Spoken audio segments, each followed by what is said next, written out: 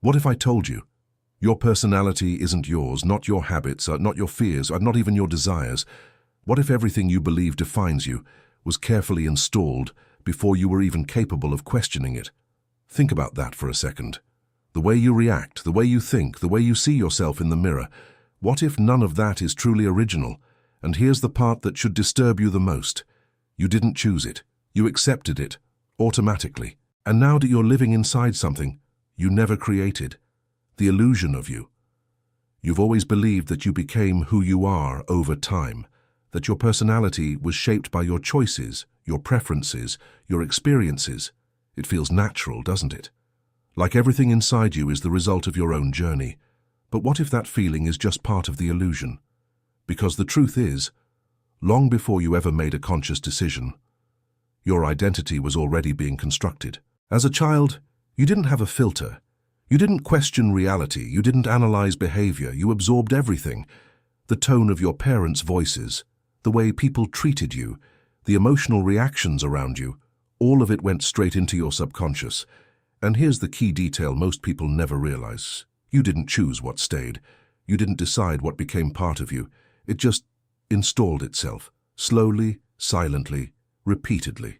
If someone made you feel small enough times, you didn't just remember it, you became it. If you were praised for being quiet, you didn't just hear it, you adapted to it. Over time, patterns formed, not because you chose them, but because they were reinforced. And eventually, those patterns started to feel like you. That's the illusion.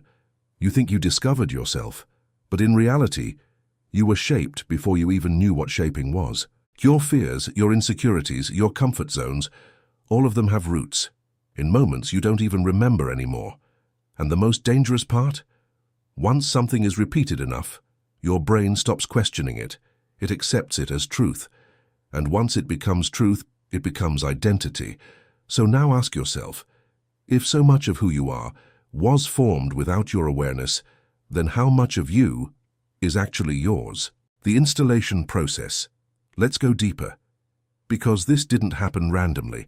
There is a process behind it, a silent, invisible system that installs your personality piece by piece. It starts with repetition. Your brain is designed to learn through patterns. The more something is repeated, the more real it becomes, especially when emotion is involved. Think about the first time you felt rejected. Maybe it was something small, a comment, a look, a moment. But your brain didn't see it as small. It saw it as important, and it stored it. Not as a memory, but as a rule. This is what happens when I act this way.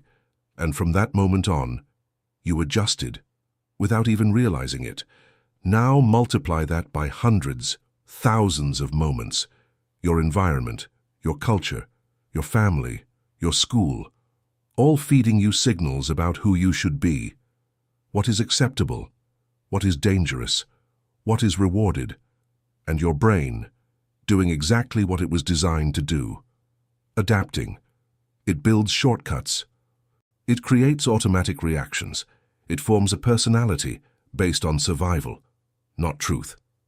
That's important. Your personality is not built to reflect who you truly are. It's built to protect you, and protection often comes from limitation. Don't speak too much. Don't take risks. Stay where it's safe. Over time, these become internal voices, and eventually, you stop recognizing them as external influences. They become your thoughts. But they didn't start as yours. They were installed through repetition, emotion, and adaptation, and now they run automatically, guiding your decisions, shaping your behavior, controlling your life, without you even noticing. You're living on autopilot. Now here's where it gets uncomfortable, because once your personality is installed, it doesn't just sit there, it runs, constantly, in the background, making decisions for you. Most of what you do every day isn't conscious, it's automatic. The way you respond to people, the way you react under pressure, the way you avoid certain situations, it all feels like choice, but it's not. It's pattern.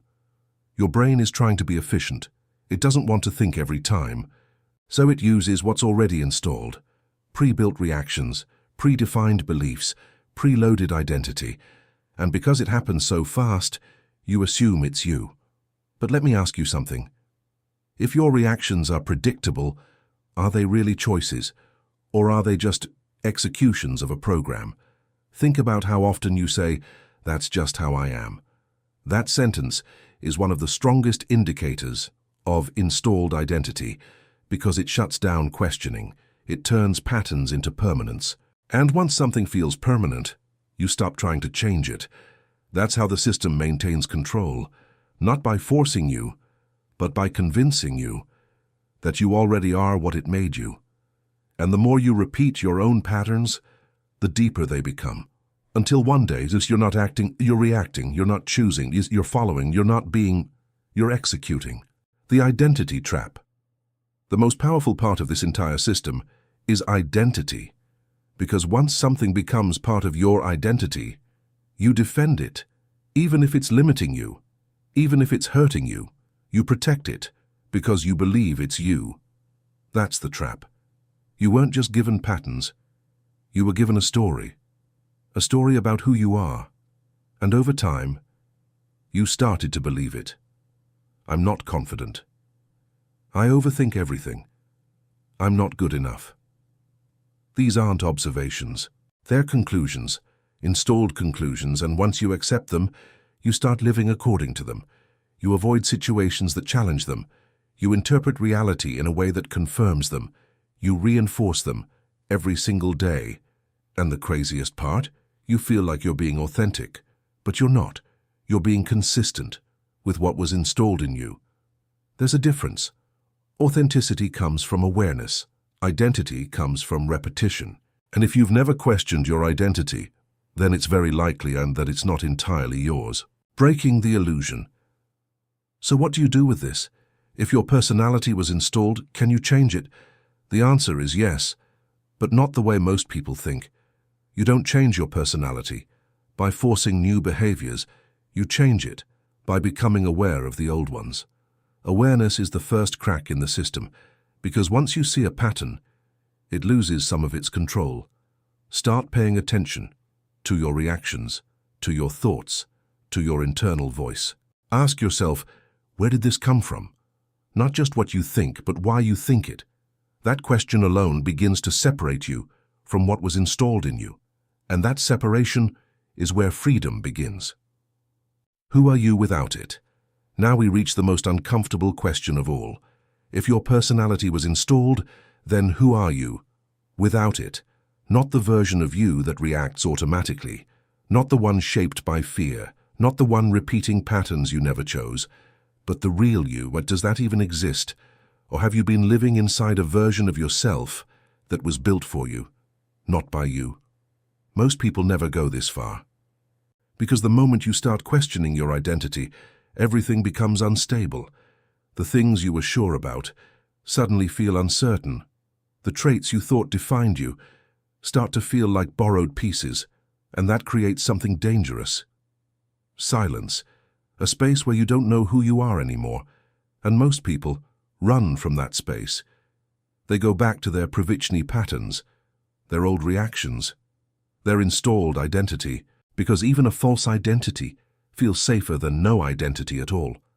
But here's the truth no one tells you: that empty space, that uncertainty, that moment where you don't recognize yourself, that's not a breakdown, that's the beginning of awareness. Because for the first time, you are no longer fully identified with the program. You're observing it, and that changes everything. You start noticing your thoughts instead of obeying them. You start questioning your reactions instead of repeating them. You begin to see patterns that once felt invisible, and once you see them, they lose power. But here's where it gets deeper. You are not your thoughts. You are not your fears. You are not even your personality. You are the one who can observe all of it. And if you can observe something, it means it is not you. Your personality is a structure, a collection of learned responses, a survival system built over time. But you are behind it, silent, aware, watching. The problem is, you've been so identified with the structure that you forgot about the observer. You forgot about the part of you that is not conditioned. And the moment you reconnect with that, something shifts. You no longer feel trapped inside your reactions. You no longer feel controlled by your patterns. You start to see choices where before there were only automatic responses. That's when real change becomes possible. Not forced change, not surface-level change, but deep internal transformation. Because now you're no longer trying to become someone else. You're removing what was never you to begin with. And that's the part that most people never reach, because it requires facing something uncomfortable. The idea that most of what you've been calling yourself was never truly yours. But if you're still here, if you've watched this far, then maybe you're ready to see it. Not to destroy your identity, but to question it. Not to lose yourself, but to finally discover it as what was never installed. And maybe, just maybe, it's for the first time in your life, you won't be reacting, you won't be following, you won't be repeating, you'll be choosing.